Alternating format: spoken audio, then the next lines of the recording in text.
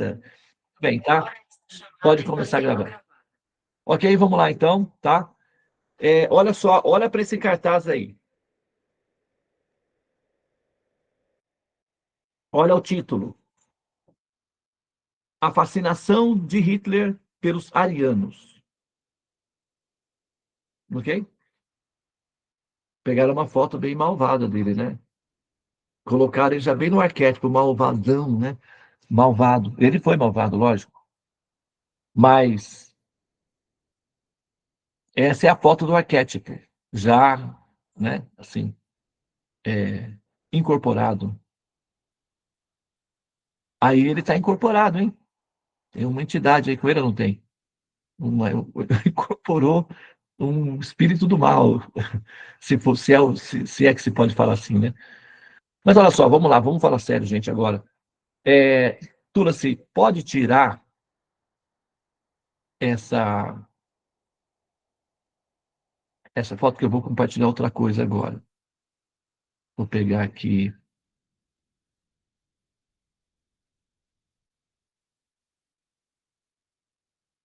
pegar umas imagens aqui que eu separei dele.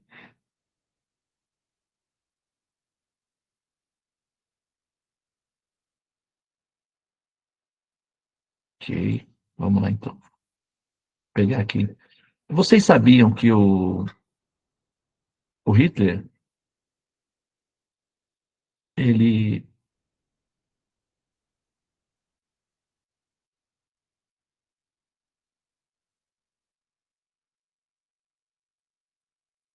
A gente nem imagina, né?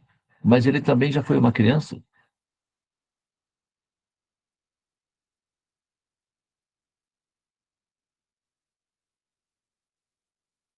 Deixa eu só compartilhar com vocês aqui algumas imagens dele num período, né, em que ele já foi uma criança.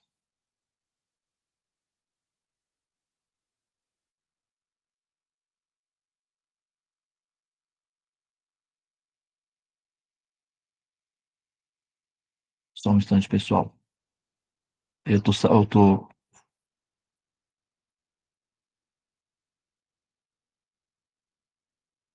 Ok. Agora sim, agora vai, tá? Vamos lá. Compartilhar aqui.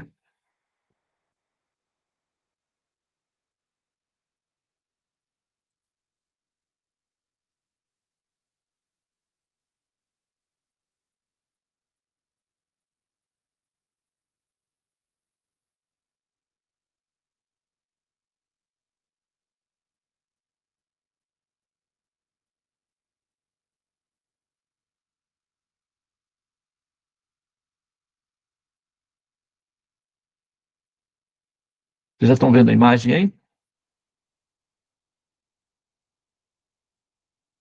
Ainda Não, né? não, Prabhu. Não.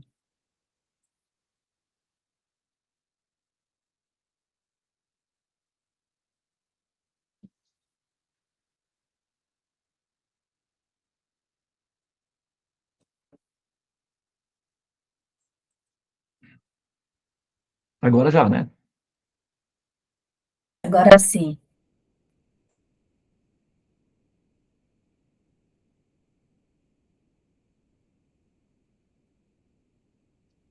Muito bem. Essa é uma outro tipo de imagem dele, né? Uma pessoa comum, sorrindo, num momento de ternura. Essa é uma possibilidade, tá? Agora,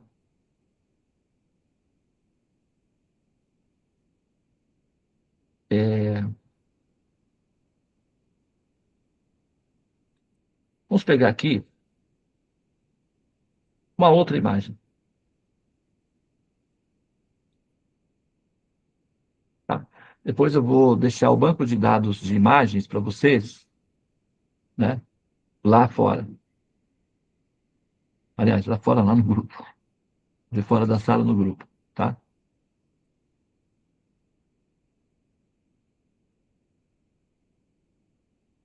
Vamos lá?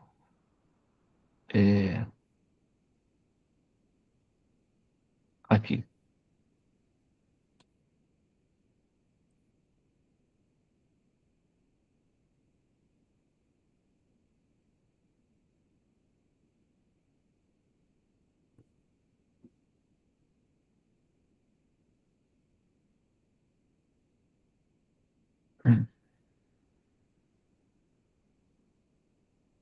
Cadê a imagem?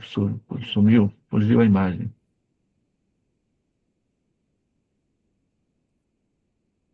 Vamos tentar de novo.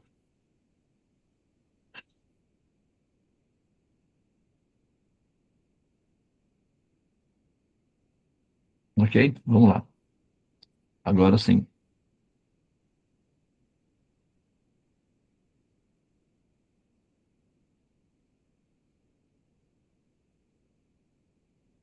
Já consegue visualizar a imagem?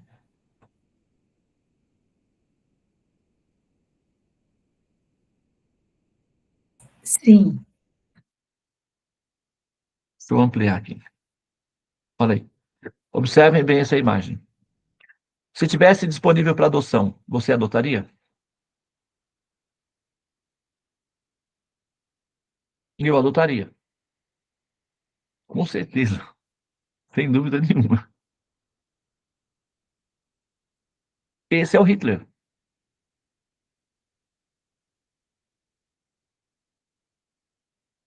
quando era uma criança. Absolutamente adotável.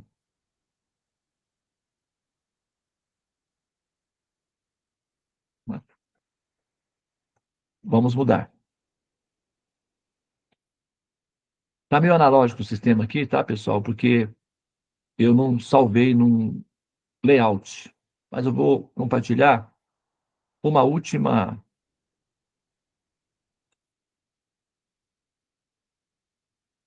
Ah, quer ver só? Descobri, me lembrei de uma forma mais rápida, tá? Espera aí, dá só um segundo, porque aí vou conseguir fazer a operação com mais fotos simultâneas sem precisar, né, assim, ser tão burocrático aí o sistema. Espera aí, só um minutinho. Eu já vou fazer isso diretamente no grupo, tá? Eu já pego do grupo, já fica lá no grupo para vocês. Então vamos lá.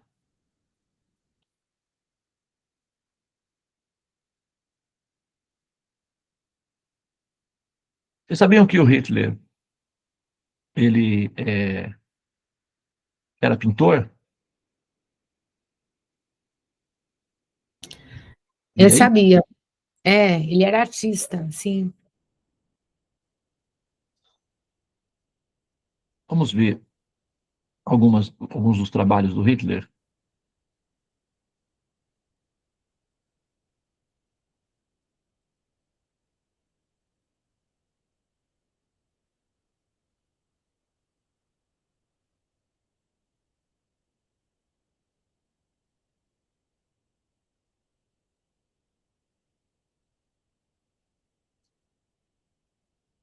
Que pena. Infelizmente, eu não consigo fazer essa operação, tá? O meu computador não me permite. Eu vou pegar só aqui, vou compartilhar só uma nova foto dele. E aí vou pausar, tá bom? Daí eu deixo para uma próxima ocasião aí, quando eu tiver mais habilidades, né, tecnológicas.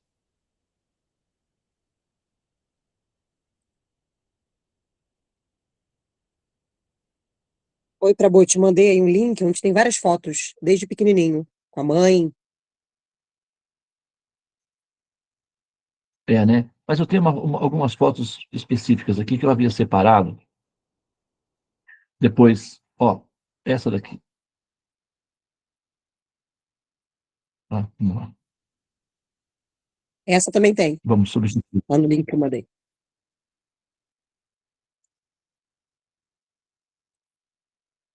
É, né? Olha só. Vou aumentar aqui a forma para vocês, tá? Vou aumentar aqui para mais. Vou aumentar para 200%. Vou aumentar para 400%. Vou baixar um pouquinho. Ok? Olha lá.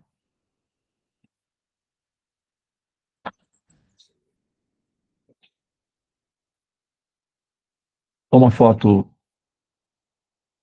de ternura, né? Uma foto romântica, de ternura. E ela foi pintada pelo Hitler. Você compraria esse quadro na rua se alguém estivesse vendendo e você tivesse com disposição e dinheiro sobrando? Eu compraria, é muito bonita. Né? E essa aqui você compraria?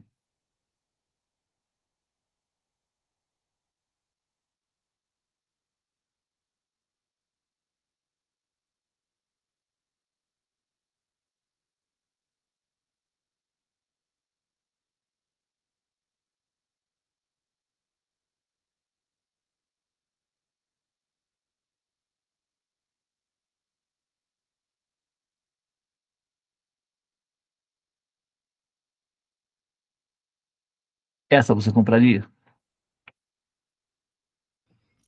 Essa tá uma doçura, nossa, que linda. Muita ternura. Uma imagem saída dos chakras do Hitler. Quem imaginar? Quem poderia imaginar que algo assim poderia sair de dentro dele?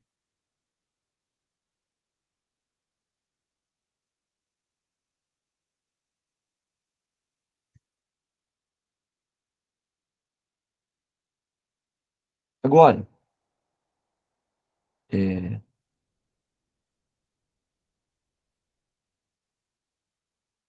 vamos lá, né? É,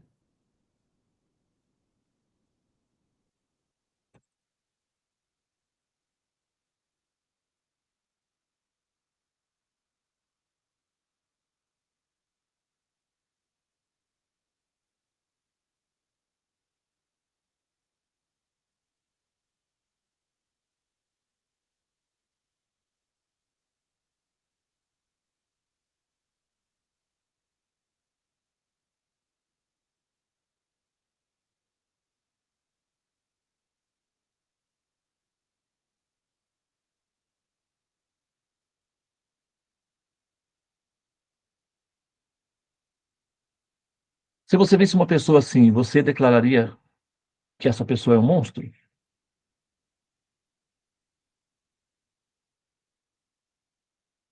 Não, Então, existe essa possibilidade dentro desse ser, tá? Então, eu estou considerando aqui algumas possibilidades, eu não estou fazendo nenhuma apologia, tá? Nós estamos fazendo uma análise para a gente ter uma definição maior, de maior assertividade na hora de fazer né, a análise dessa pessoa. Predominou nele, infelizmente, o aspecto negativo, é um fato, tá? E por quê, né? Tem que ser assim. Você pensaria, a última foto, tá?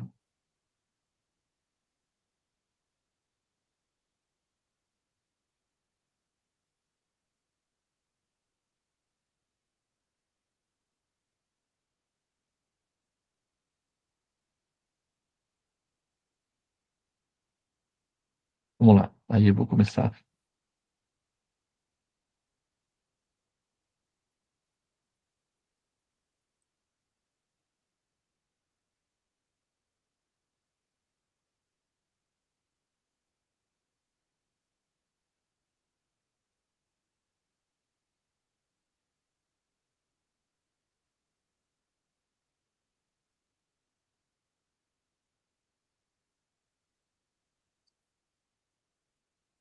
Uma foto assim, tirada hoje, com os preconceitos masculinos que nós temos hoje, dos homens, ele poderia ser considerado gay.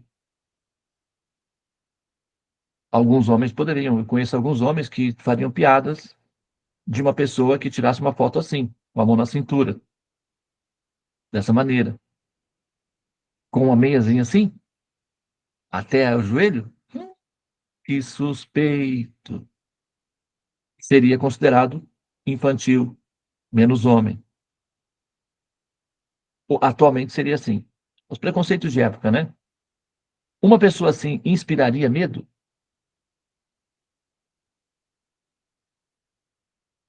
Muito bem, então agora vamos lá, né?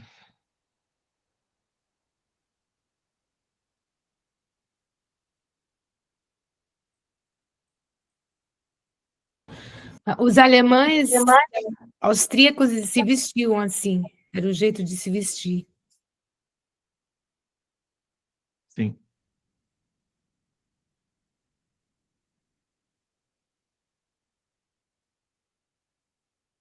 Uma pausazinha, deu uma travadinha para mim aqui. Esperar voltar ao normal.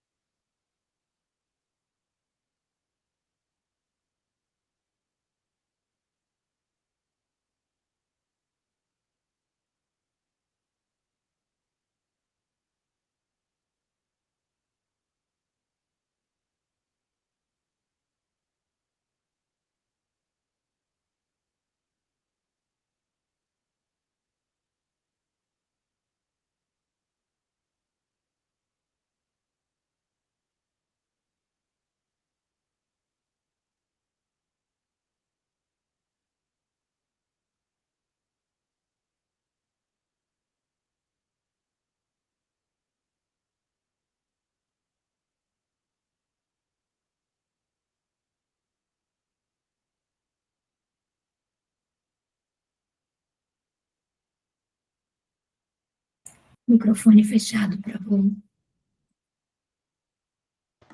Tá fechado o microfone para Lu.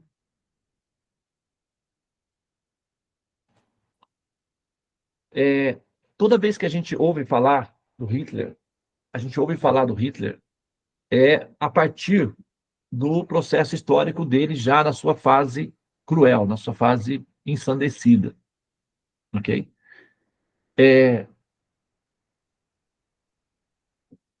Na psicologia é muito comum que a gente tem a definição de que tal, a gente tem que levar em consideração fatores relacionados com a infância, entende? Para poder ter uma visão holística, realística do comportamento dos seres, das pessoas. Vamos olhar o Hitler na sua infância e ver se justifica essa criatura hedionda no qual ele se transformou. O Hitler, a relação dele com os Vedas é o seguinte: no período histórico em que ele viveu, havia, um pouco depois, né, das teorias de evolução natural, de seleção natural, né, projetada pelo professor Darwin, que são corretas, tá? Elas têm fundamentação, tá? Só que todas as vezes que você introduz um conhecimento novo, ele pode gerar, naturalmente, efeitos colaterais. Quando você introduz um produto novo, inteligência artificial, e agora? O mundo vai ser dominado. Bicicleta, automóveis, né? Aviões. Então, toda vez que um conhecimento novo é introduzido na humanidade, produz efeitos colaterais. Não haviam acidentes de trânsito antes dos carros.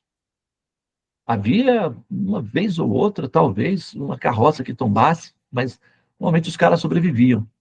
E dava para pular da carroça. A carroça não era tão rápida assim, alguma coisa. Tinha batidas de carroça, tem umas fotos, eu já vi. 2 cavalos trombando assim. Mas, no máximo, o que acontecia era uma briga de trânsito. Mas mortes por acidentes violentos de trânsito só começaram a surgir depois que os seres humanos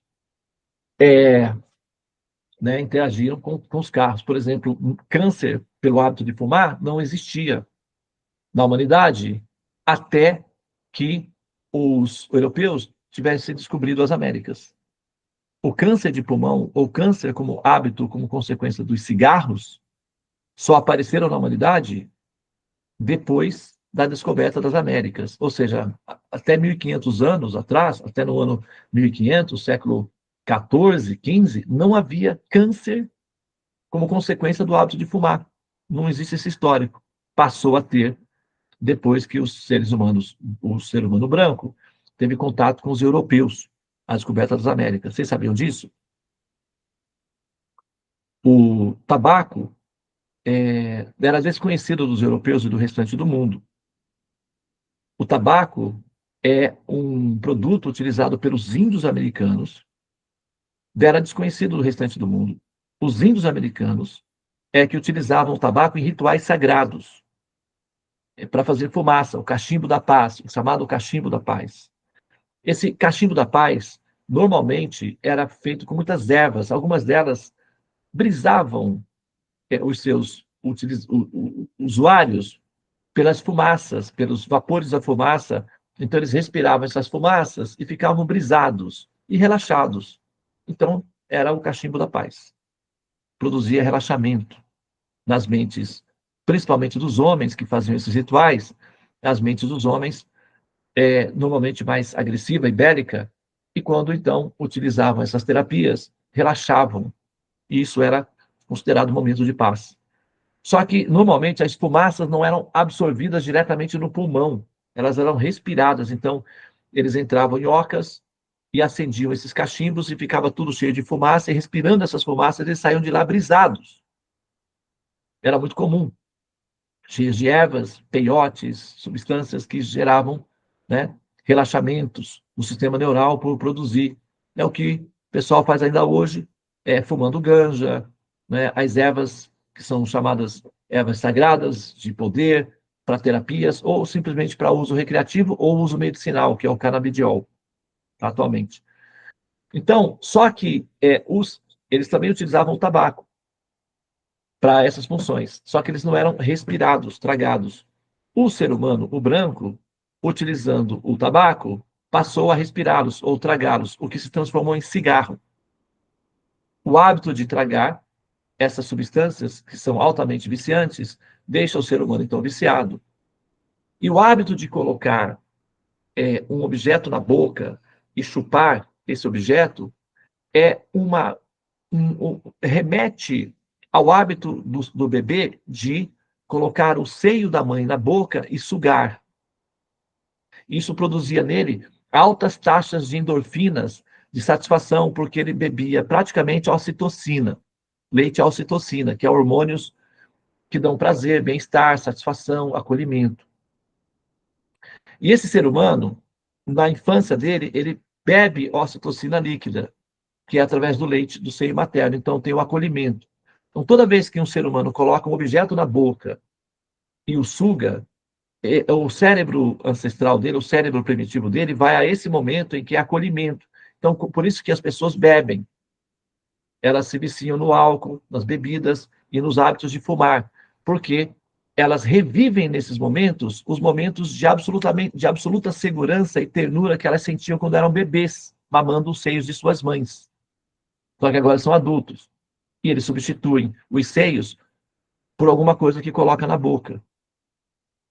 E como o tabaco não era considerado um problema, porque ele não produzia alterações psicológicas, eles já tinham o hábito de utilizar, por exemplo, nesses períodos antigos, o ópio, que era fumado, mas sempre foi considerado negativo no público.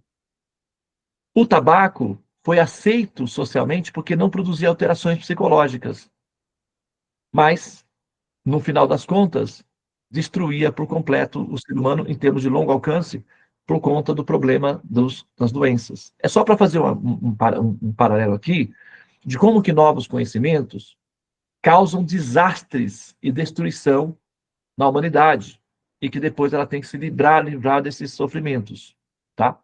O tabaco é algo parecido com o Lúcifer, né, o Satã, o chamado cão, o diabo. O pessoal fala, né? O diabo, o cão, o Satanás. Quem que é esse ser? Ele era um ser de luz, que na mitologia, né, ele vivia com Deus no paraíso e, por algum motivo que é atribuído à inveja, ele foi convertido e se transformou em um demônio destrutivo. Essa é a história, como está escrita, como está falada. Então, um ser de luz sagrado se transforma em um demônio diabólico do mal. O tabaco tem essa mesma característica. Nas mãos dos índios americanos, era um objeto sagrado para confraternizações sagradas. Ao ser tocado pelo europeu, o homem branco se transformou em um demônio diabólico, destrutivo e assassino. Mata milhares de pessoas diariamente ao redor do mundo. Então, o que era sagrado vira demoníaco. Assim como Lúcifer, que era sagrado e virou um demônio, o tabaco, que nas mãos dos índios é sagrado, do restante da humanidade é demoníaco e mata. Assim? Então, o sistema de seleção natural apresentado pelo professor Darwin, que é uma solução inteligente para explicar os processos históricos da criação do homem, dos animais, da evolução da forma de vida na Terra, produziu um efeito colateral. Por quê? Uma das premissas da teoria da seleção natural é que o mais forte tem o direito natural de eliminar o mais fraco. Olha só que interessante. Né? Então, ele dá o exemplo de que em um ninho se tem 3 passarinhos. Só que 3 passarinhos não podem sobreviver, apenas um. Então, o mais forte empurrará os outros mais fracos para fora do ninho. E esses mais fracos serão comidos pelos crocodilos, pelos peixes, pelas formigas, etc. E aquele que for mais forte e eliminar os demais do ninho, receberá alimentos da mamãe. E a natureza é assim, cruel. Então, baseado nessas observações de que o mais fraco, a chamada lei do mais forte, o mais fraco será destruído e eliminado pelo mais forte. E isso é bom, porque assim a natureza se refina e evolui. Muito bem. Isso em relação aos animais, tá ok, porque eles já são assim, eles se viram assim. Só que o problema é que esse conceito entrou na política e no idealismo humano. Então, a política e o idealismo humano assimilou essa teoria. Logo, uma raça mais forte teria, por direito natural, o direito de eliminar uma raça mais fraca ou uma raça que o ameaçasse. Então, o Hitler, ele não foi apenas o único que tinha esse conceito. No período, os japoneses tinham certeza que eles eram a raça superior da humanidade. Todo o histórico mitológico da construção da política do idealismo nacional japonês previa a submissão da humanidade aos japoneses. Do ponto de vista dos japoneses, o rei Hirohito era uma divindade e os japoneses eram a raça superior da humanidade e, portanto, ela teria direito de submeter os demais. Era um projeto. Estava na pauta, por escrito, inclusive. Coincidentemente, o Mussolini também pensava assim. E esses 3 países se juntaram numa aliança, que ficou conhecida como o Eixo do Mal: japoneses, italianos e alemães. Ambos tinham o mesmo propósito: submeter a humanidade a eles. No final, certamente, eles guerreariam entre si. Os japoneses, possivelmente, mas adaptado a esse idealismo, seriam os oponentes do Hitler. Os italianos seriam eliminados rapidamente, porque eles não tinham estrutura, só idealismo. Então nós teríamos, no final, 2 países, 2 forças confrontando-se. que seriam os japoneses e os alemães, caso essa guerra fosse levada até o final. É só para entender historicamente o porquê que essas guerras. Porque as nações tinham em suas pautas o conceito de seleção natural que previa que uma raça mais forte podia sim e deveria sim eliminar uma raça mais fraca. Então, aquele que fosse mais forte teria o direito de eliminar as raças mais fracas. Ah, mas Devananda, os americanos não pensavam assim. Tu dizes, tu dizes. Nesse período, uma das principais práticas, não só dos americanos, é que, claro, né, eles não tiveram tempo de levar isso adiante, porque o processo histórico demonstrou que aquilo era falido. Mas os americanos, franceses, os países, de um modo geral, que tinham tecnologia, praticavam um sistema chamado eugenia, que é limpeza racial. O que significa isso? Que os governos faziam esterilização nas pessoas que tinham problemas mentais ou algum tipo de deficiência. Eles eram esterilizados para não reproduzirem mais o gene incompetente e deformado da cegueira. Cegos eram esterilizados, surdos eram esterilizados. Qualquer deficiência eram submetidos a um sistema conhecido como eugenia, que era esterilização.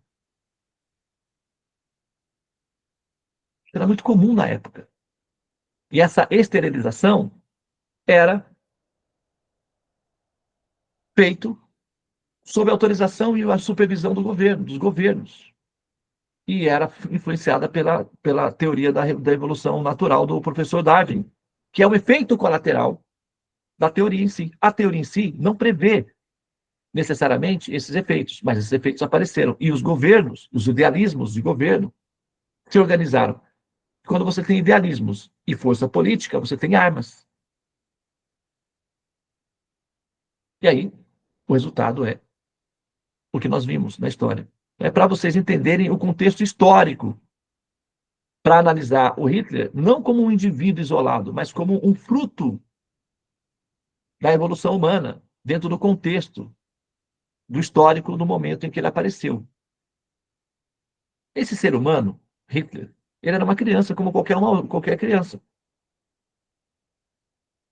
Ele é fruto de um período, de época, de um efeito coletivo. E ele era uma criança até saudável, uma criança suave. Essa criança se tornou um jovem. Essa criança teve uma mãe. Ele era apegadíssimo à mãe, a ponto de ter sacrificado a sua adolescência, a sua juventude, para ficar com ela no hospital, nos momentos finais da vida dela.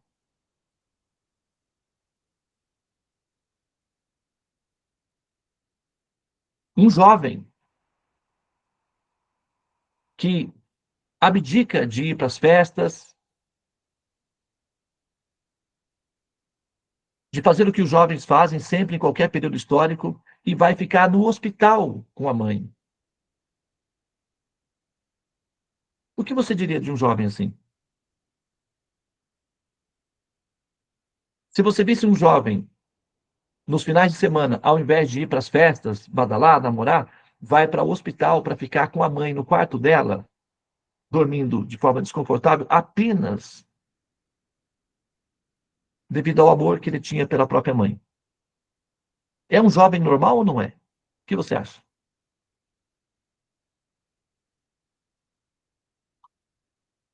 E o tempo que ele tem disponível ali, ele faz pinturas. Talvez essa pintura da mãe com ternura, com uma criança, ele tenha feito nesses momentos em que ele ficava com a mãe, fazendo companhia à mãe no hospital.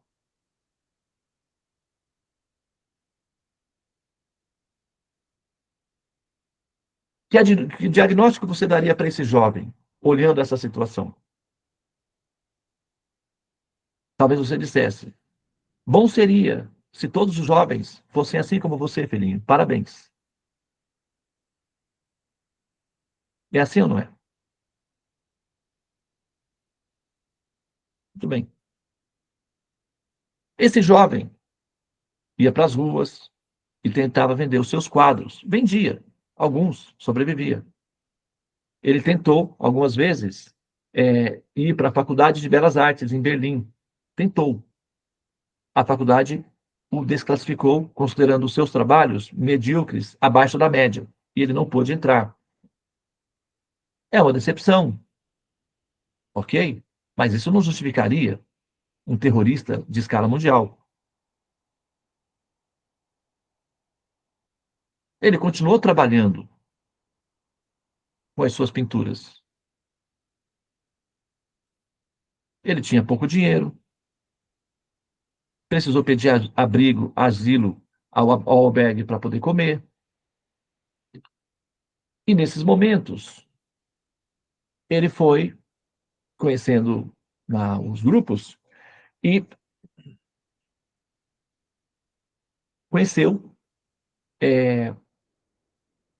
ficou sabendo, tem uma foto, inclusive, dele, no momento em que é anunciada em Berlim que haveria guerra, seria a Primeira Guerra Mundial. E que eles estariam convocando jovens voluntários para trabalharem em funções secundárias na guerra. E que eles ofereceriam um cachê para esses jovens voluntários. Vocês sabiam que a maioria dos militares americanos são jovens recrutados de países de terceiro mundo, como o Brasil, a América Latina? Os jovens entram nos programas militares, recebem facilidades de vistos de permanência para serem militares americanos. São treinados. Então, é muito comum esse procedimento. São chamados mercenários. O Império Romano utilizava desse recurso. E os alemães começaram a recrutar os mercenários, ou seja, voluntários que estariam predispostos a entrar na guerra, mesmo não sendo militares, para funções secundárias, ou aqueles que tivessem habilidades militares também poderiam portar armas. O Hitler se candidatou porque ele era pobre, não tinha recursos, a mãe dele já tinha falecido. Ele estava triste, tinha poucos amigos e sem dinheiro. Então, nesse contexto, ele então entrou para a guerra. Ele só queria ganhar algum dinheiro, nada mais. Ele não tinha nenhum idealismo político de guerras.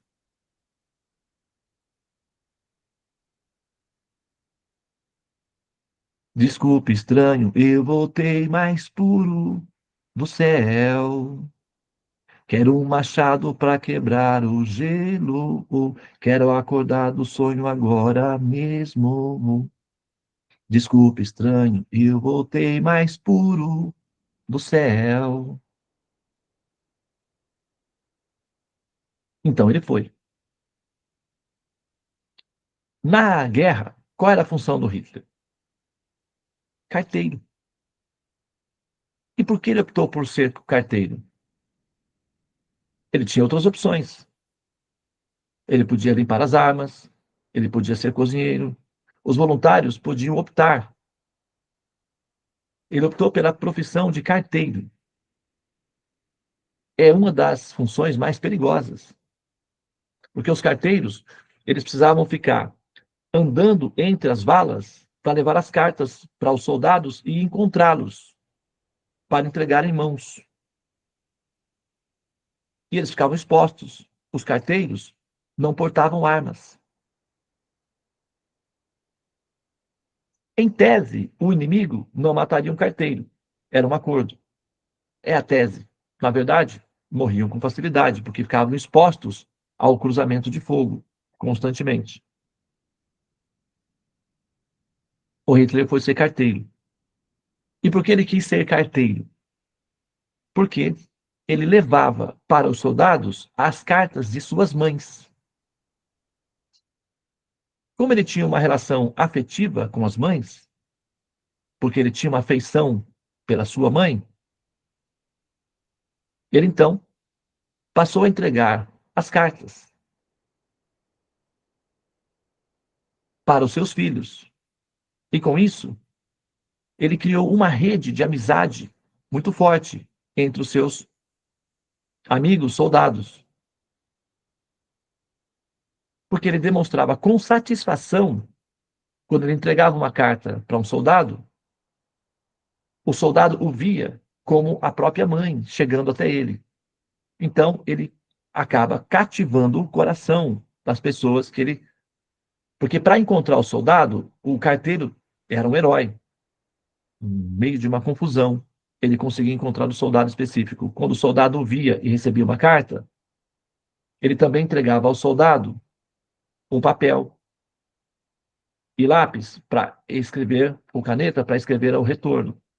E quando o soldado não sabia escrever, ele próprio o fazia. Então ele era a relação entre mãe e filho no campo de batalha.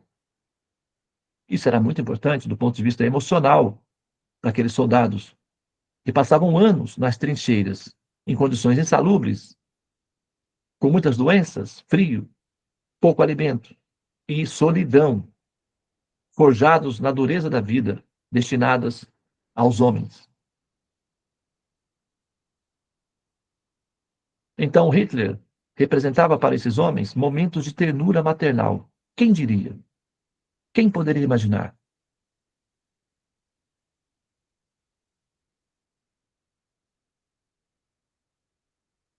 Que esse ser já fez esse papel um dia. O médico que cuidou da mãe do Hitler, Dave, recolhe, por favor, o nome dela, para a gente colocar aqui. O médico que cuidou da mãe do Hitler era judeu.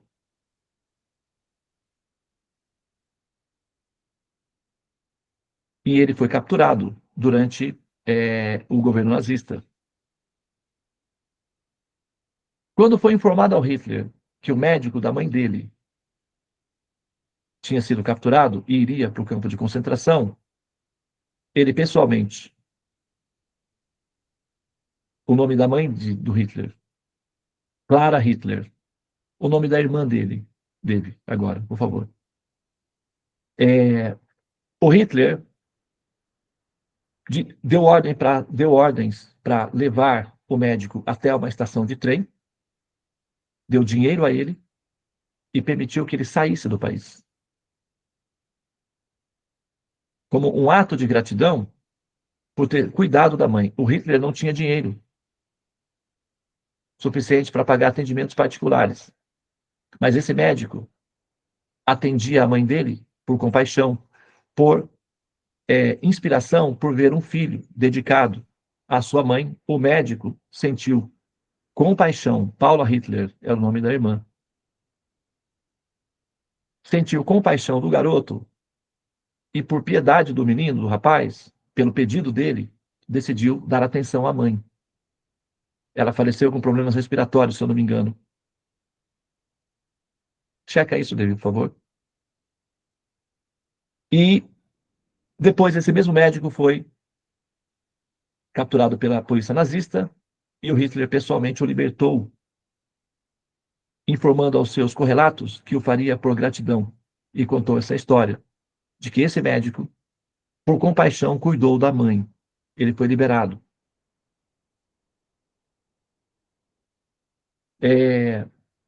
Agora, o que aconteceu? Em que momento da história a curva foi feita? Um jovem, compassivo com sua mãe,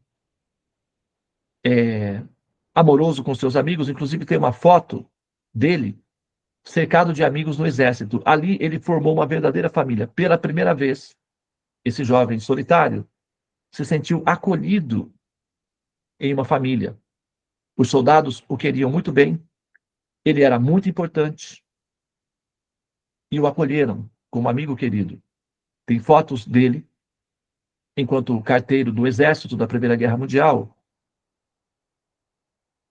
cercado de amigos. E na biografia dele, ele menciona que foi a sua verdadeira família. Ali ele encontrou uma família. Eram soldados alemães. lutando na Primeira Guerra Mundial. Muito bem. Só que ser um carteiro na Primeira Guerra Mundial é uma experiência um pouco macabra. Nesse período, o sistema médico era bastante rudimentar. Então, um jovem que tivesse a sua perna baleada tinha também a sua perna amputada. E como era o sistema de amputação? Era feito com serrotes, nas trincheiras. Tem anestesia. Gritos de pavores e dores eram sentidos, ouvidos o tempo todo. Os corpos ficavam nas trincheiras, não havia tempo de enterrá-los, então eles apodreciam. Um jovem soldado fazia sua refeição ao lado de um corpo em decomposição. O campo, a visão era uma descrição de um dos infernos do Dante. Eu pegar lá os 7 infernos do Dante Alighieri, pintor italiano que descreveu os infernos, a situação de uma trincheira na Primeira Guerra Mundial é o equivalente da descrição de um dos infernos. Então, esse jovem, ele não via apenas uma trincheira. Ele frequentava várias trincheiras. Então, ele tinha uma visão panorâmica variada de diferentes lugares macabros, onde a morte e a dor prevaleciam. Esse cérebro, esse ser é exposto a essa brutalidade, essa barbárie humana. E absorvendo essa brutalidade, se torna também um bruto. Sempre que estive entre feras, como feras me comportei.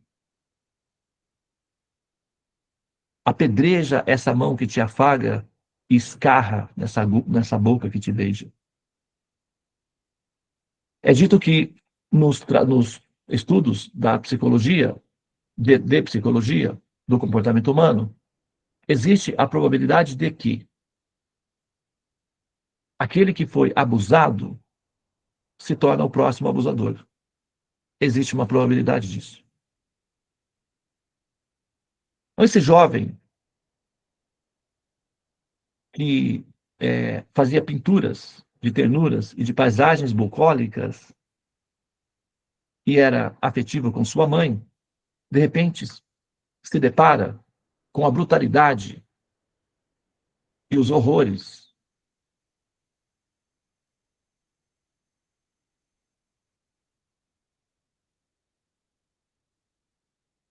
da guerra.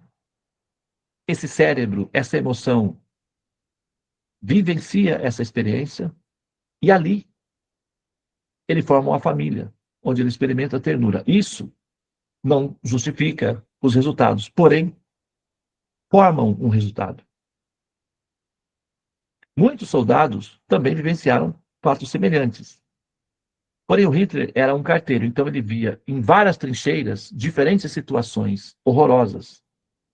Um soldado permanecia numa trincheira e às vezes morria nela, sem conhecer a outra. Mas um carteiro conhecia todas.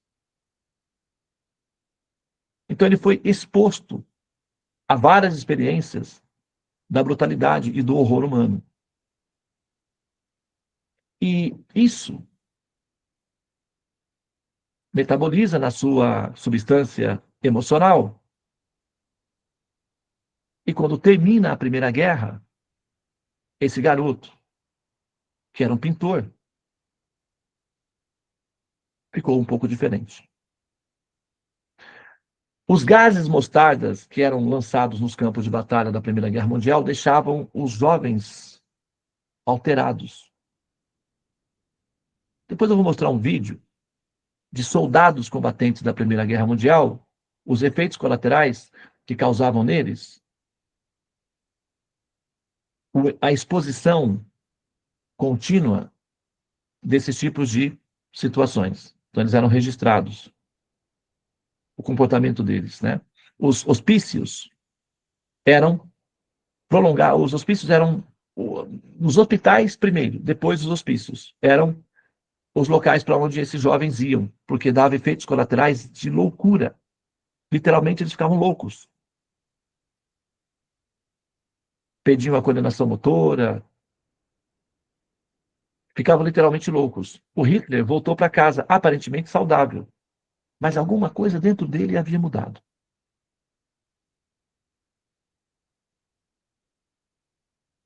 E ele queria simplesmente matar aqueles que mataram seus amigos.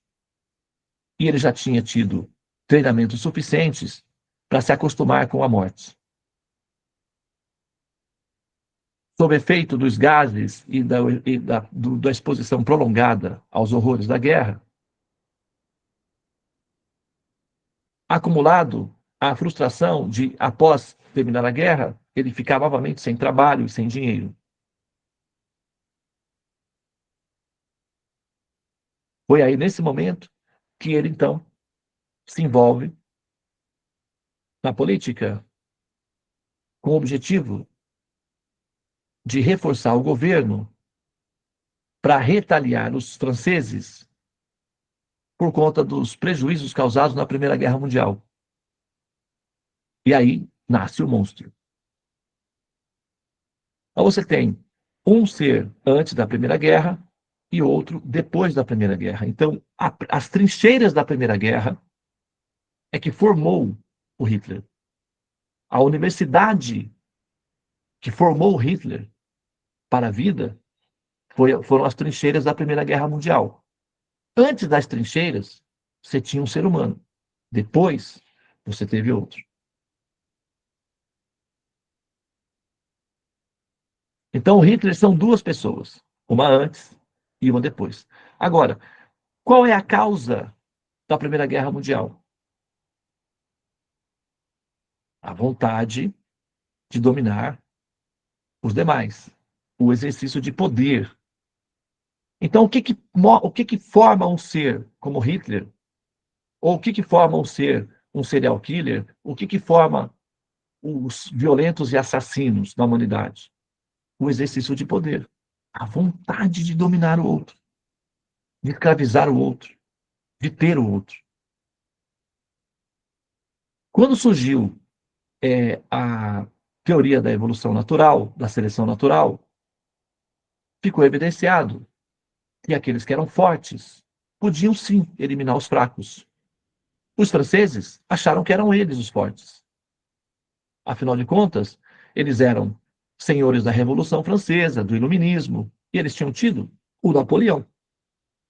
Então, por que não eles? Então, eles passaram a criar um império. Os ingleses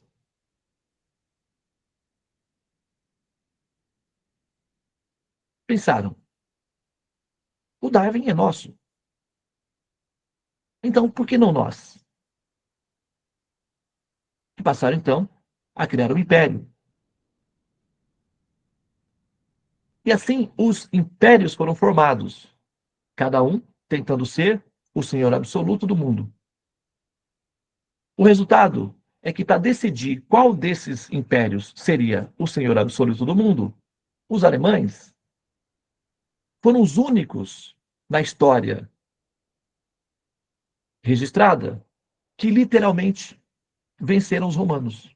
Nenhum outro povo fez isso. Somente os alemães. Os alemães foram a única tribo que colocou literalmente os romanos para fora das suas terras.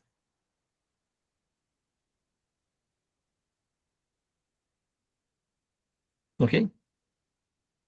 Então os alemães pensaram: por que não nós? Os ingleses foram colonizados pelos romanos. Os franceses foram colonizados pelos romanos. Nós fomos os únicos que não fomos colonizados pelos romanos. Nós mantivemos a nossa integridade nacional. Nós aceitamos fazer acordos com os romanos, mas não fomos colonizados por eles. Então, por que os ingleses, os alemães, os ingleses e os franceses têm que ser os senhores do mundo, se eles são vassalos do Império Romano? De jeito nenhum. Nós seremos os maiores. E, se precisar, eliminamos eles. Ou submetemos à escravidão. Seremos os senhores deles. Ou eliminaremos eles. Só que nesse período todos os povos eram cristãos. E todos seguiam o mesmo livro, que é a Bíblia. Segundo esse livro, o povo escolhido eram os judeus. Logo, a lógica natural na cabeça do Hitler é que, se nós somos o povo superior, então os judeus têm que ser eliminados. Porque esse livro atesta que eles são. Se eles não estiverem mais presentes, nós podemos assumir a posição. É um raciocínio até simples. Porque como que você vai dominar um mundo que segue o livro, cujo livro está apontando que determinado povo é o povo a ser exaltado? Você vai ter espaço aí como? Então esse povo tem que ser eliminado.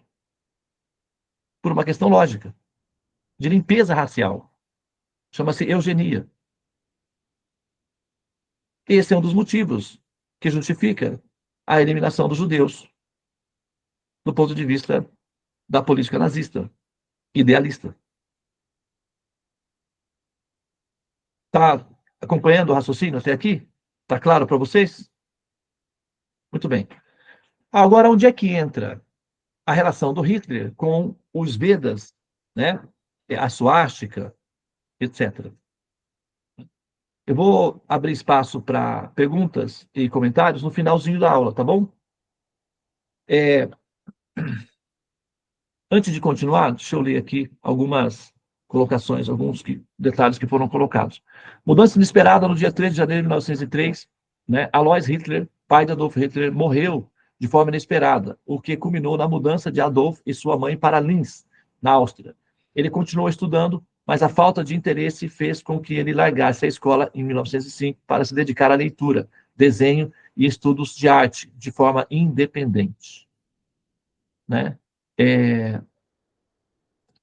Pequeno Adolf. Antes do nascimento de Adolf, Clara passou por um trauma de ver 3 filhos mortos pela difteria, que era uma pandemia na época, com o mais velho entre eles chegando aos 2 e 7 meses.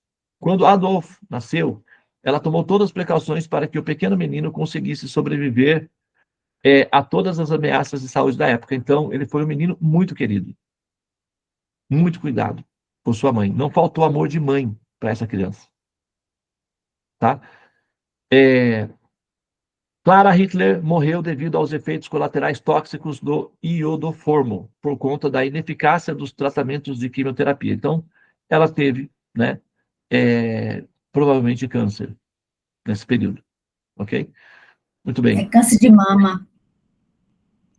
Foi câncer de mama. Vejo que aí um comentário aqui, vejo que o que transformou no monstro foi os traumas, e não aceito a solidão. O não aceito a solidão. Traumas de guerras que só amplificou todos os traumas que ele já tinha. A solidão, se não for conectada com a espiritualidade, deixa a mente doente. Faz sentido. Ele não tinha esse recurso na época. Então, olha só, o Hitler, essa personalidade era formada nessa ebulição, nesse contexto de início de interação com a seleção natural, idealismos políticos, escassez de recursos e a voracidade, que era um comportamento biológico dos animais, de dominar territórios. Só que, no caso do comportamento humano, se utiliza para isso armas. Então, vem as guerras. Muito bem.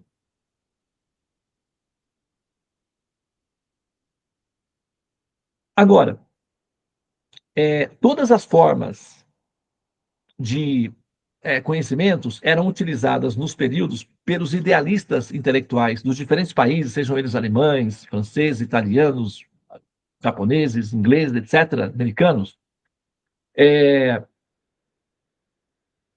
comentavam utilizar todos os recursos para justificar que a sua raça tinha o direito de ser reconhecida pelas demais como sendo uma raça superior. Bom, os pesquisadores foram procurar vestígios na história que ligassem seus países a esse rastreamento digamos assim, acadêmico para justificar a superioridade dessa raça.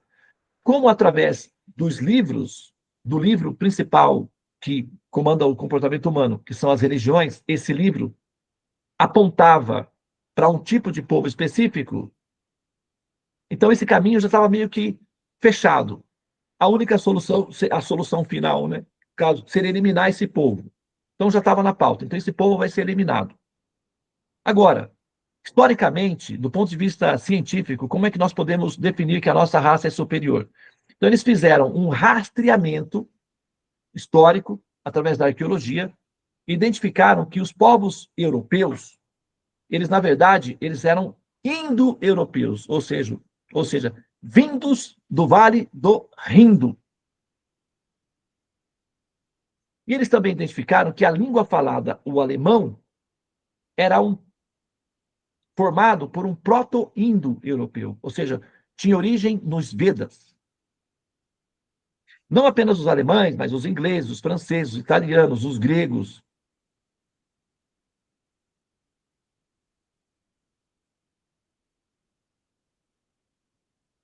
Persas. Todos eles são originários do Vale do Rindo, que é a civilização védica original. Por exemplo, os persas, que são conhecidos como os iranianos,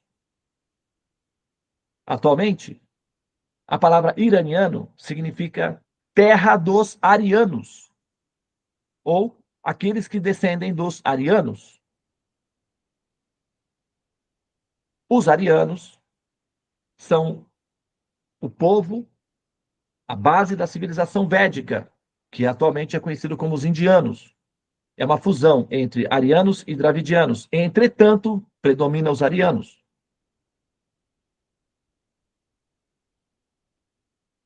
Atualmente, não se fala mais em civilização europeia. O termo acadêmico utilizado como patrimônio público para se referir aos europeus é indo-europeu, do ponto de vista da pesquisa, da ciência.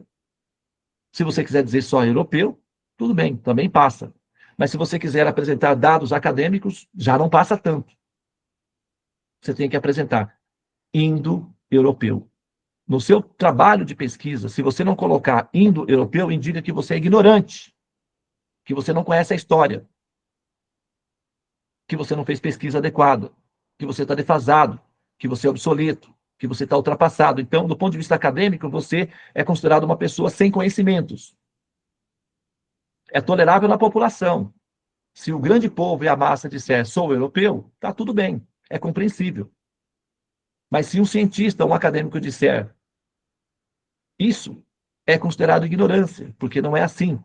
É vindo do indo. Virou europeu. Europa é o nome de uma deusa da mitologia romana.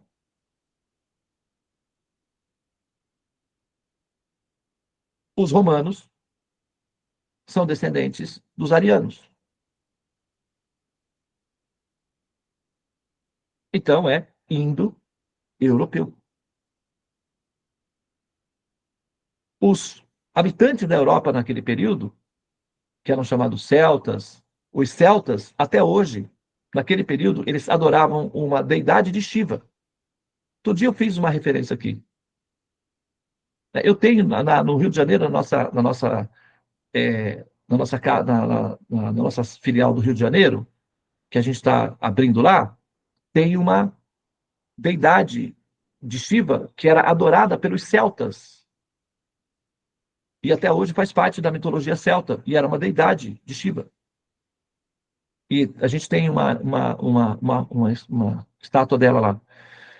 Então, esses celtas, esse povo que eram os nômades coletores que viviam na Europa, que não era Europa no período, foi chamado de Europa depois, pelos próprios romanos, eles eram vindos do Vale do Rindo e dominaram essas regiões. E eles tinham cultura, remanescentes de cultura, vindos do Vale do Rindo. Tá? Então, os acadêmicos alemães,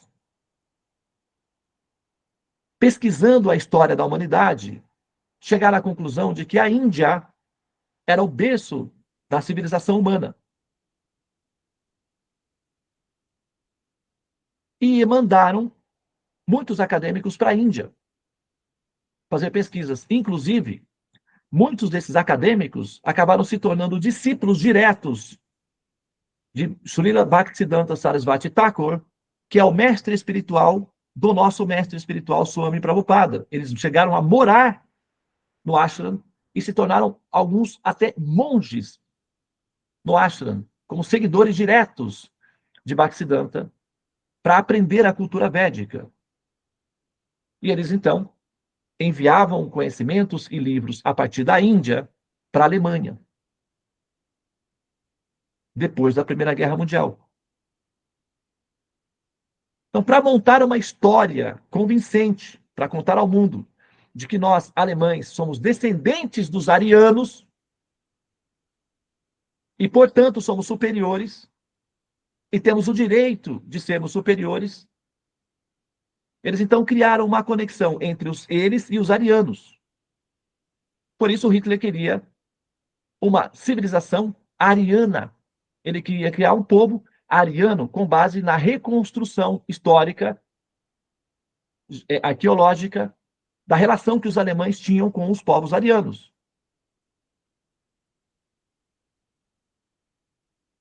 Vocês entendem historicamente o porquê que ele tinha essa fascinação pela suástica? A suástica não é um símbolo dos alemães. Os alemães recolheram a suástica da Índia. Se você for num templo budista, por exemplo, na Tailândia, em qualquer lugar do mundo, você vai ver as suásticas ali presentes há mais de 2.000 anos. A suástica é um símbolo védico utilizado já há mais de 10, 20 mil anos. A suástica é o símbolo da cultura védica, dos arianos. Como Hitler queria criar, ou os acadêmicos de Hitler, o Hitler é que depois de um certo ponto você não consegue mais dominar uma construção, né? O Hitler não tinha domínio sobre isso. Os acadêmicos assumiram essa posição para construir uma biografia que linkasse os alemães aos povos originais que deram origem à civilização humana, a origem à civilização humana civilizada. Se você for ver arqueologicamente, você vai entrar nas cavernas, você vai para a África há 2 milhões de anos, tinha hominídeos lá, então, mas é que se fala, essa foi a primeira civilização reconhecidamente civilizada na história da humanidade, o povo ariano. Então, Hitler e os acadêmicos dele precisavam de uma história convincente para justificar publicamente que eles eram senhores, autorizados para ser os senhores do restante dos demais, porque eles tinham uma relação histórica comprovada com os arianos. Então, ele queria reviver a civilização ariana. É por isso que ele tinha essa fascinação com os arianos. Porque eles se consideravam descendentes dos povos arianos. Os povos arianos tinham conhecimentos superiores, os Vedas, e ele, então, os alemães, os acadêmicos alemães passam a ser, então, apreciadores da cultura védica, adoradores da cultura védica. Literalmente, os alemães iam para a Índia e respeitavam os monges, respeitavam os sábios, aprendiam deles, adquiriam livros e levavam de volta para a Alemanha e reensinavam isso nas universidades, o respeito à cultura védica e aos arianos. Então, para os indianos, os alemães eram amigos queridos, protetores. Já os ingleses eram invasores que cortavam as mãos deles para que eles não produzissem roupas para serem obrigados a comprar dos alemães, dos ingleses.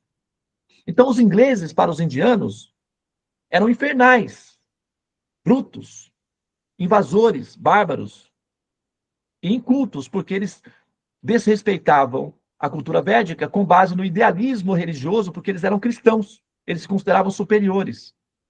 Então, eles desrespeitavam a cultura védica e dominavam o país, saqueando o dinheiro e escravizando o povo. Então, para um indiano, um inglês era um demônio e um alemão, um anjo.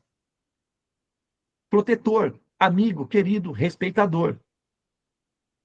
Então, se você perguntasse para qualquer indiano médio naquele período, o que você acha de Hitler? Um senhor, um cavalheiro, um amigo respeitoso. E o que você acha da rainha da Inglaterra? Hare Krishna. Om Shanti. Que ela tenha forças que vai precisar para lidar com isso, com os Yamarajas, os agentes dos infernos. Então, o Hitler era um anjo e a rainha da Inglaterra é um demônio. Para qualquer indiano médio.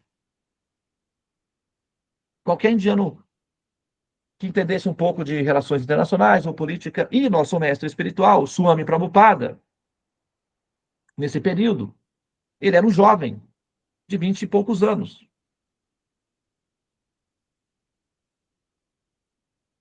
E para esse jovem de 20 e poucos anos, o Hitler era um cavalheiro, gentil, respeitador da cultura. E os ingleses, malfeitores, invasores, assassinos. Então, se você perguntasse ao nosso mestre espiritual, o que você acha de Hitler? A resposta dele seria, um cavalheiro respeitoso. Inclusive, isso aconteceu de fato. Se vocês procurarem na história do nosso mestre espiritual, Swami Prabhupada, tem uma fala dele, que ele fala isso. Hitler era um cavalheiro. Se você pegar essa fala isolada e falar, nossa, mas como assim? Aí não, né? Olha o mestre espiritual falando tais absurdos, como pode? Todo mundo sabe que o Hitler é um malvado. Na época, ninguém sabia. Tá? Só para você saber que na época ninguém sabia disso. Nem os próprios alemães sabiam. Os campos de concentração era desconhecido do povo alemão. Da maioria deles era conhecido dos militares. Mas o povo alemão não sabia exatamente o que acontecia nos campos de concentração. Eles vieram a saber muito tempo depois, porque os americanos divulgaram as imagens feitas nos campos de concentração. E aí recontaram a história. Deles, o mundo passou a entender o que aconteceu em 45, na Segunda Guerra Mundial, a partir da década de 60, que o sistema de comunicação se espalhou, ficou mais democrático, todo mundo tinha televisão. Quando foi a sua primeira televisão na sua casa? Você lembra? Eu tinha 10 anos. Nasci em 72, não tinha 10 anos, não. Então, eu devia ter uns 7 ou 8 anos de idade, então, por volta dos 78, 1978, foi talvez por aí, 75, a partir de 75, foi que a primeira televisão entrou na minha casa. Isso é na maioria das pessoas do mundo, viu? Não é só na minha casa, não. Na Índia, a televisão começou a entrar muito tempo depois, até, inclusive. Então, o sistema de comunicação começou a ficar popular a partir da década de 80. Então, até 1980, o mundo, 60, 70, o mundo não entendia direito o que tinha acontecido ainda na Alemanha. Os indianos tão pouco. Então, ao nosso mestre espiritual, foi perguntado a ele, por volta da década de 60, o que ele achava de Hitler. Ao que ele teria respondido, um cavalheiro. Se essa fala for tirada isoladamente desse contexto, você tem aí uma pessoa questionável. Inclua essa pessoa dentro do contexto cultural. Imagina que você é um indiano, você mora na Índia, e o seu pai foi preso e cortaram o dedo dele para ele não fazer roupas tecelão, para que a sua família fosse obrigada a comprar as roupas produzidas pelos ingleses na Inglaterra. Daí você vê um soldado inglês. E você olha para o seu pai sem o dedo. Daí você é um estudante. Você vai para a universidade e vê que os alemães vêm para a Índia para aprender, são respeitosos, reverenciam os mestres e não cortam os dedos dos seus pais. Qual é a sua experiência? Você vai dizer que os alemães são o quê? Bondosos? E os ingleses gentis? Qual é a sua opinião sobre os alemães nesse período? Se você fosse um indiano vivendo sob o Império Britânico, sendo colonizado pelos ingleses e tendo seus pais com os dedos cortados.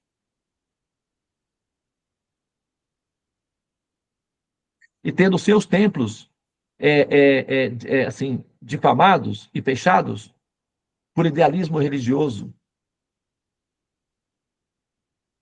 Porque os cristãos matam as vacas e comem carne. E como eles tinham armas, podiam levar as vacas e matar dentro dos templos e fazer churrasco delas dentro dos templos para profaná-los.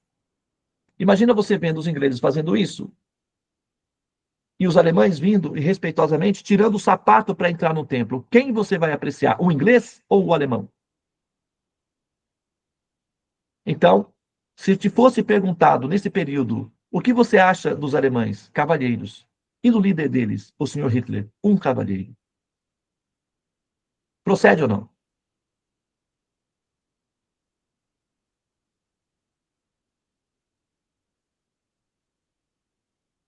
Então, se algum dia, em algum momento, algum pensador, sei lá, jornalista, trouxer para você essa pauta, olha o teu mestre espiritual aí, ó, olha o que ele disse.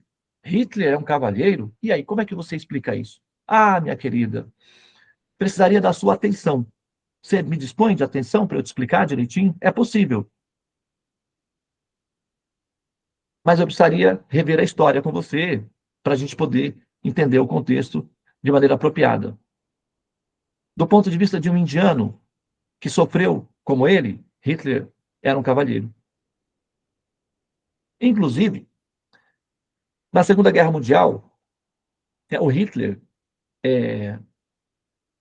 os alemães, porque os indianos eram vassalos dos ingleses. Então, os ingleses pegavam os jovens indianos, treinavam para a guerra e mandavam os jovens indianos para as guerras.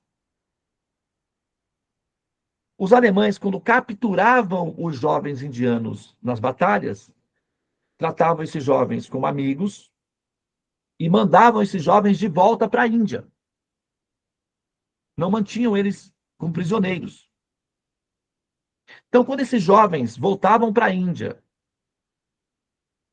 e informavam aos seus pais, amigos, como eles tinham sido tratados pelos alemães, eles se tornavam simpáticos aos alemães na guerra. E eles formaram um grupo de resistência dentro da Índia que lutou contra os ingleses dentro da Índia. Então havia uma história de apreciação dos alemães pela cultura védica e também havia um histórico de amizade durante as guerras, que devolviam os jovens para as suas famílias, quando capturados.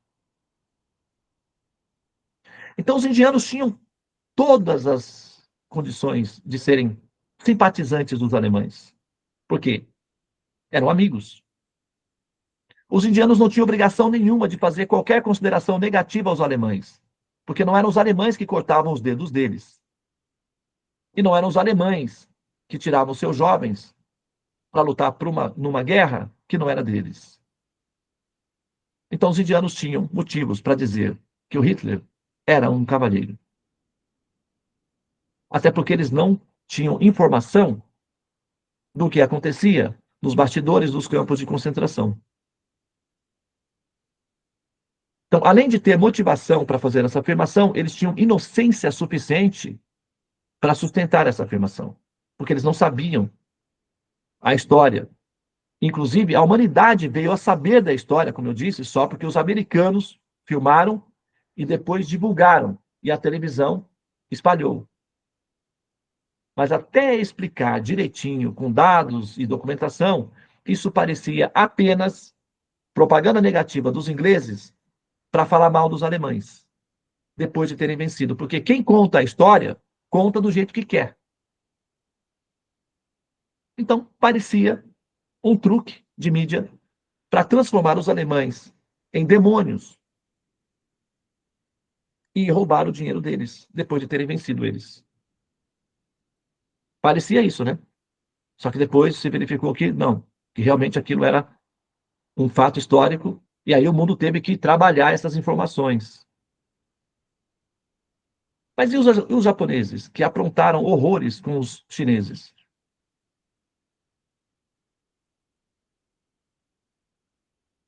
Com os filipinos? Os italianos não têm esse tipo de histórico, porque eles foram eliminados antes de a guerra começar, praticamente. Os italianos entraram nessa guerra totalmente despreparados, só por um idealismo racial do passado, que nós somos descendentes do Júlio César. Então, nós somos a coisa que aconteceu. O Mussolini entrou nesse delírio pessoal, não tinha preparo. Eles foram eliminados antes de a guerra, na verdade, começar de fato. Mas os alemães e os japoneses tinham força. Os japoneses aprontaram o inferno nas Filipinas e na China. Fizeram experiências em laboratórios terríveis. Então, quer dizer, né, o produto da época. Então, é para que a gente saiba que o Hitler, ele não é um ser isolado. Ele é fruto do impulso coletivo humano de domínio e de poder. Então, de vez em quando aparece uma variação mais, vamos dizer assim, bizarra no campo. O Hitler foi um deles. Ele é um jovem normal, ou uma criança normal, que em contato com as barbáries e as brutalidades de uma guerra se transforma num monstro. A variação que vem como consequência daí é o que a gente viu na história.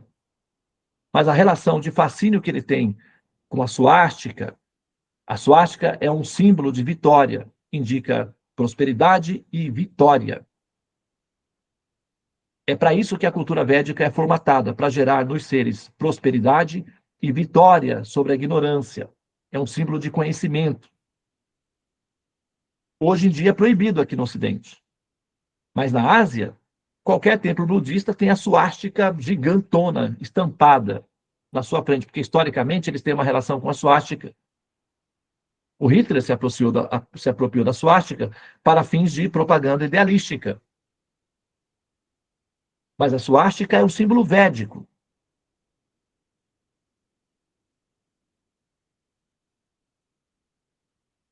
E a fascinação com esse símbolo vem do fato de que, academicamente, é comprovado que os arianos, ou os que se chama de indianos, são o berço da civilização humana. Antes dos babilônios, antes dos sumérios, antes dos persas, são os arianos, a civilização. E a cada vez mais o mundo fica sabendo disso. Até a década de 70, você falaria algarismos arábicos. Atualmente, você não pode mais falar isso. Você até pode falar, com base na sua ignorância.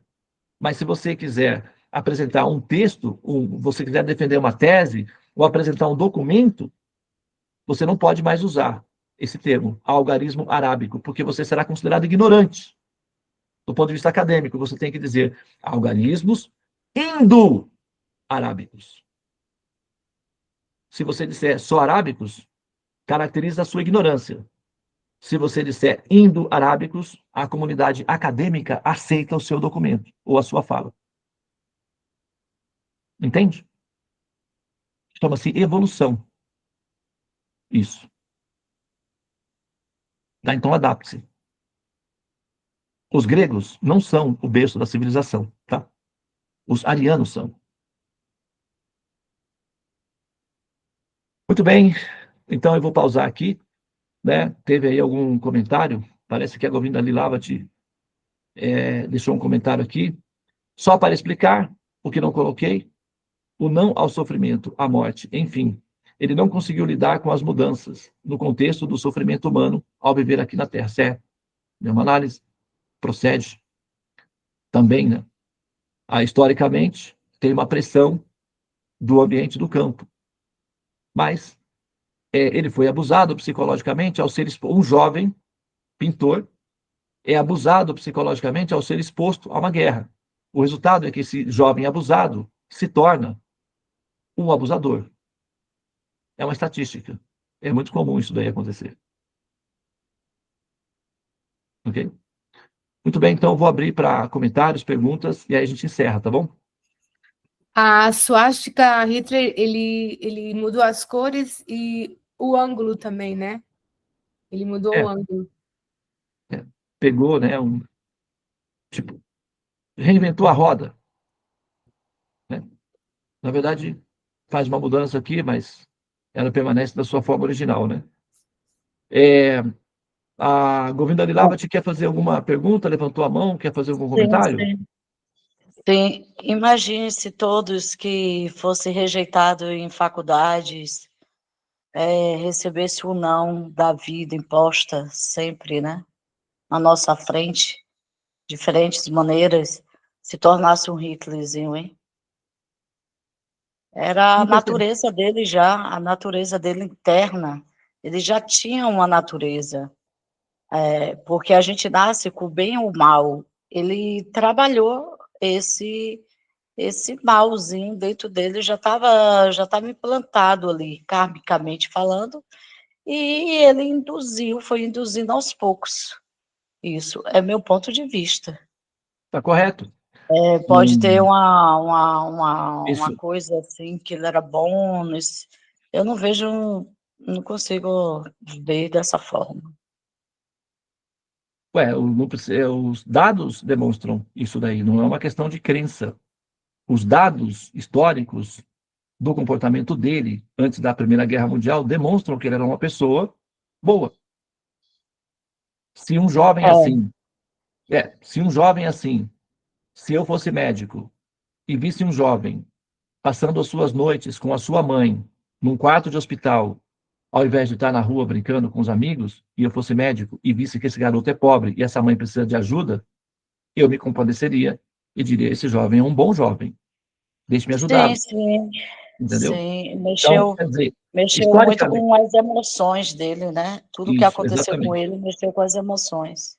exatamente. Então, os dados históricos da história dele, que não foi contada por ele, mas foi contada por outros que estudaram a história dele, indicam que ele era uma pessoa normal, um jovem normal. Se for, eu, por exemplo, trabalho com jovens. Se um jovem como esse, que pinta na rua, dissesse para mim que não teria lugar para morar ou que estaria passando necessidade, eu pensaria uma forma de ajudar esse jovem. De alguma forma eu pensaria. Eu pensaria que esse jovem Sim. é um jovem bom, esforçado, com poucas oportunidades.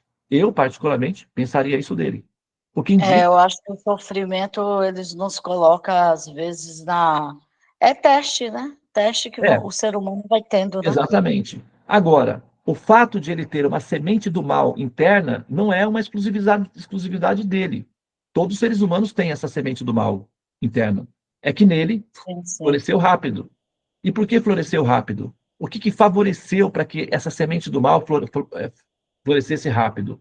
Ué, o campo histórico da humanidade, de brutalidades, de escravidão, de roubos, de piratarias, todos os países queriam ser donos dos demais, isso é roubo. Se você entra na casa de uma pessoa e diz, essa casa agora é minha, isso é o quê?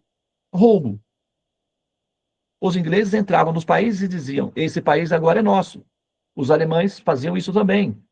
Os franceses, os americanos, os ingleses, os italianos, os gregos, os búlgaros, os belgas, os holandeses, os japoneses, Agora os muçulmanos estão fazendo isso aos poucos, né. de outra forma, entendeu? Mas assim, qualquer país que entra no outro país e diz esse país é meu, isso é roubo. E naquela época, o roubo coletivo era uma característica de todos os países. Todo mundo queria roubar o outro. Num ambiente assim, um ambiente contaminado, violento, desonesto, desleal e agressivo, é comum aparecerem loucos entre os loucos, porque o ambiente favorece esse tipo de ser humano. Nesse período apareceram os piores, o Hitler, o Stalin, entende? Então, Mao Tse-tung, e por aí vai. Porque o ambiente favorece esse tipo de criatura que surge, ou favorece para que essas sementes do mal, que são características dos seres humanos, floresçam com mais facilidade. O Hitler não era o único com essa tendência ao mal. Houveram muitos outros que também, atualmente também existem, muitos Hitlerzinhos por aí. Já ouviu falar em feminicídio? Não sei se vocês conhecem essa palavra, feminicídio. Alguém aí conhece essa palavra, ou será que é só eu que me interesso por isso? Não só Hitler, né? Tá no Mahabharata isso, né? Que muitos demônios encarnaram, né? Feminicídio, é muito comum o feminicídio? Por que o feminicídio é tão comum? Um homem, rejeitado por uma mulher e humilhado por ela, vai e a mata. E uma grande parte das histórias de feminicídio tem a ver com homens que foram rejeitados por mulheres. Outros por homens que são humilhados por mulheres dentro de casa. Eles são violentos, o cérebro deles foi formatado durante 40 mil anos para matar, então eles acabam matando elas. E a estatística mostra que essa semente do mal só depende de um ambiente para aparecer. E quanto mais força você tem, mais fácil fica usar essa violência. Como os alemães conseguiram bastante força através do desenvolvimento, né, da tecnologia e da estabilidade econômica, essa força só foi utilizada. Entende? Então, historicamente, o momento histórico da humanidade favorece o aparecimento de pessoas como ele. Só que a história, infelizmente para nós, pegou uma criança, um jovem pacífico e transformou no monstro que nós tivemos. Isso demonstra que a nossa forma de entender, principalmente Deus ou a sua natureza e o sentido da criação, tem que ser melhorada para que pare de produzir pessoas assim, em escala global ou em escala local.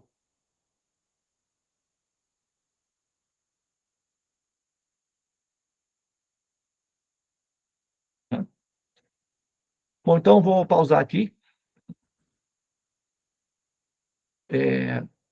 Quero então agradecer aí. Você quer falar, Adelanta, por você? Pode ser.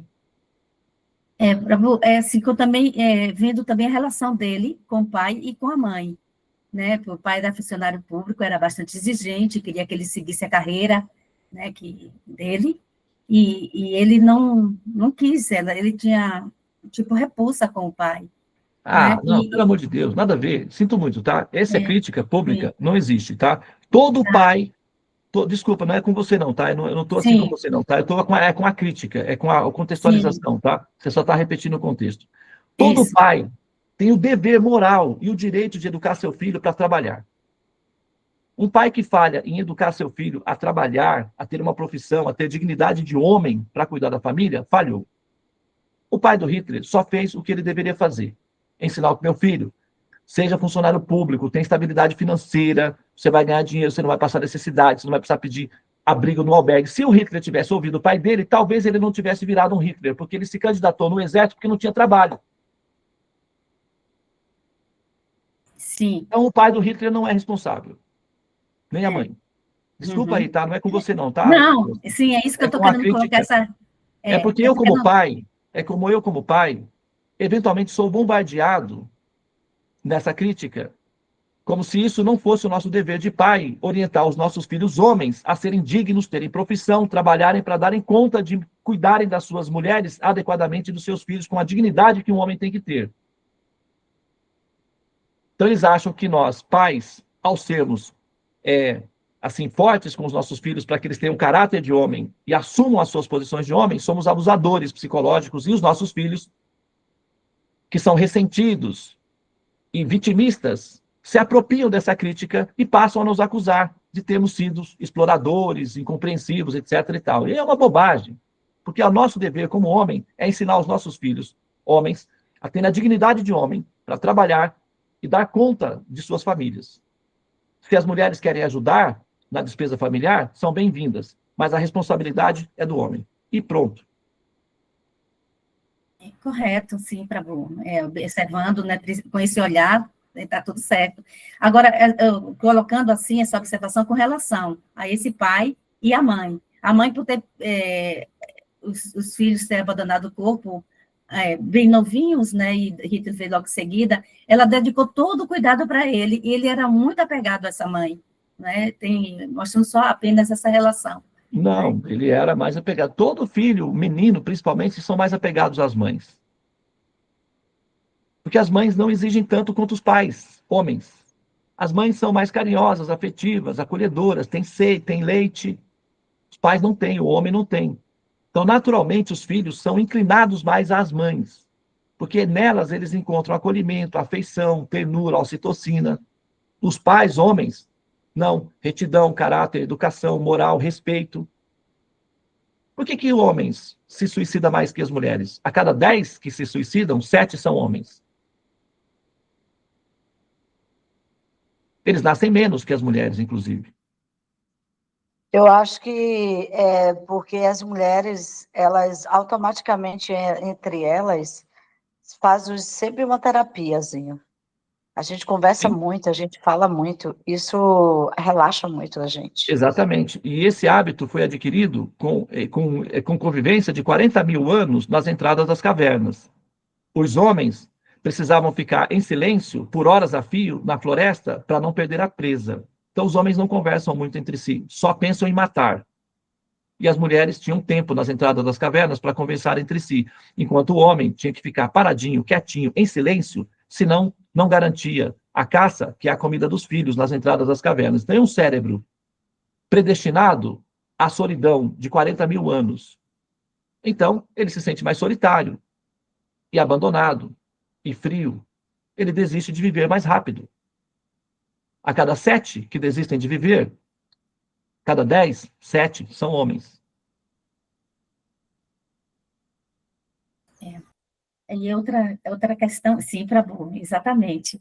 E uma outra questão o pai abandona o corpo bem cedo, né? Um abandono, assim, uma morte inesperada. Normalmente. Né? E depois, logo, dele, tem um relato. E a mãe, logo depois, também, ela também tem os problemas de saúde. Esse E problema também de saúde. tanificação. E ele fica como? Desamparado, sem dinheiro, porque quem mantinha a família era o pai. A mãe depois falece, né? E ele precisa de dinheiro. Por quê? Porque ele não seguiu as orientações do pai e não quis estudar para se formar, para ser um funcionário público. Ele ficou sem trabalho e sem dinheiro. O que sobrou para ele? O que ofereceram, o que o destino ofereceu. Então ele foi trabalhar. Aí é onde deu. Talvez, se ele tivesse, como eu falei, né? Se ele tivesse seguido as orientações do pai, poderia ter continuado a ser um artista. Porque tem muitas pessoas que trabalham em uma função e têm hobbies. E se dão muito bem nos hobbies em outras circunstâncias. Às vezes não. Ou às vezes sim. A gente está só jogando com probabilidades aí de destino, né? Mas com os pais daquele período, o pai desse período, do século XVIII, século XIX, é uma sociedade patriarcal que exige do homem uma postura e muito simples. Não tem nenhuma, assim, o pai não era violento, o pai não batia, não era violento, ele era um pai normal, que cuidava dos seus filhos. E o pai, essa família, perdeu 3 filhos para uma pandemia, que era a difteria da época. E o Hitler era um dos sobreviventes. Então, ele era um garoto muito bem cuidado. Ele era o único sobrevivente de uma família de filhos, e ele era o único homem sobrevivente. Então, naturalmente, esse pai transferia para esse filho homem a responsabilidade da família, porque teria que ter um sucessor. E como é que esse pai deixaria um filho desempregado para dar conta de cuidar da mulher dele e da irmã? Esse pai, ele precisaria formar esse filho desde o início. É que esse filho não ouviu o pai. Aí temos um problema também, né? Que compõe a substância que forma essa personalidade. Isso, Prabhu, é totalmente correto. aí mostra a repulsa dele com o pai, né? Então, essa personagem, como a Govinda trouxe para a gente, né? Já traçado de criança, né? Esse karma e essas questões, né? Se Sim, associando ao relacionamento com a claro, família. e tem o karma, né? O karma coletivo, o É, karma da humanidade. Um Hitler é um karma da humanidade, né? Não é só um karma dos judeus nem da Alemanha. É um karma da humanidade, né? Então, mais uma vez, tá, Tula, se desculpa, não tem a ver com você pessoalmente, tá? Eu acho que tem mais não, a ver comigo do que com você. Porque como eu ouço essa crítica com muita frequência, e essa crítica é uma crítica refutável, então eu reagi assim, dessa forma, tá? mas Mas não tranquilo, é. você tocou no ponto certo que eu gostaria de tocar, né? Dessa relação dele, ainda jovem, e ter repulsa com o pai, que estava querendo orientá-lo, entende? Né? E como É. você colocou, está totalmente Pois é, correto. como o Renato Russo cantou, né? Você culpa os seus pais por tudo. Isso é um absurdo. São crianças como você. O que você vai ser quando você crescer? Quando Hitler cresceu, o que ele fez? Impôs disciplina a todos os filhos. Trabalhem, sejam dignos, sejam heróicos, vão à luta. Parem de preguiça, seus preguiçosos. Vamos trabalhar, construir uma Alemanha forte. Não sejam fracos. Exatamente o que o pai tentou. Pois você culpa os seus pais por tudo. Isso é um absurdo. São crianças como você. O que você vai ser quando você crescer? Tá aí. Se o Renato Russo tivesse cantado isso antes, talvez o Hitler tivesse ouvido e tivesse repensado. Poxa, cara que tem razão. Deixa eu dar uma mudada aqui no meu astral aqui, porque tá pegando mal, né? Então, mas né, não deu. Não deu. E aí a história está aí, já foi. Agora é analisar as consequências, tá? Não adianta chorar o leite derramado, mas ressignificar esse tijolo que nos foi mandado, né, diretamente ao Hoje, coração aí. hoje de manhã, quando eu vi a postagem de vocês, quando ter colocado a foto dele, meu Deus, logo de manhã cedo, ver essa cara, pelo amor de Deus, ninguém merece. Então vamos trocar essa cara por essa.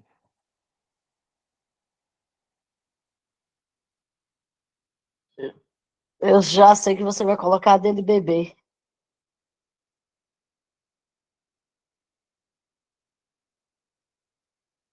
Poderia ser, né?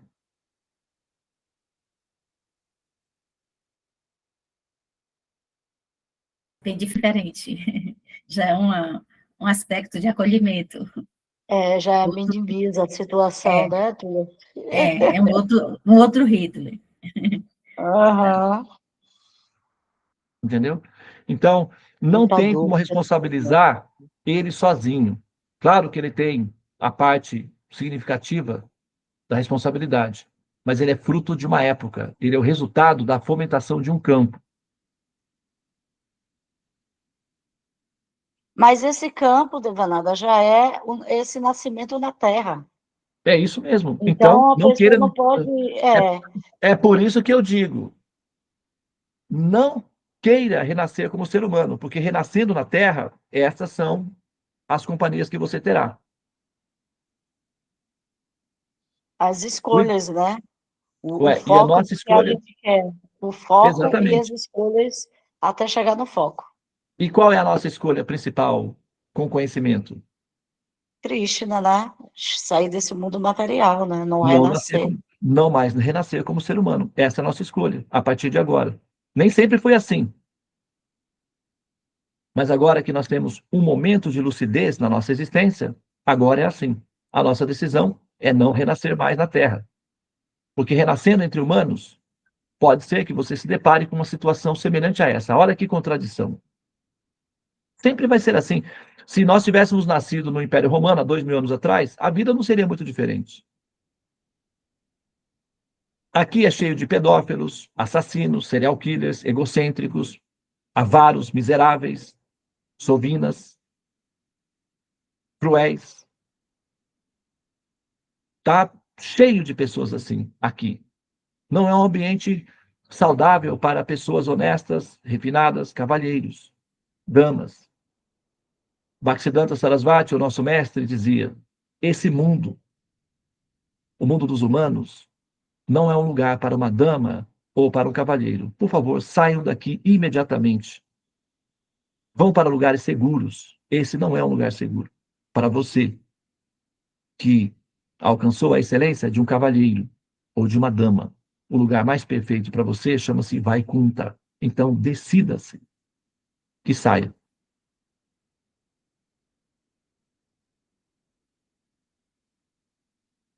Ok? Muito bem. Então, vamos terminar aqui. Tá bom o papo, né? Tá muito bom. Mas a gente precisa pausar e dar sequência nas nossas atividades diárias, tá bem? Muito obrigado. Olha, Namastê, Hare Krishna, Krishna Krishna, Hare Hare, Hare Rama, Rama Rama, Hare Hare. Ó energia suprema, amor divina, ó Mahamantra, libertador do ser, desperta-me, eleva-me, envolve-me, protege-me. Hare Om, Shanti, Namastê, Om Tat Sat, Hare Krishna.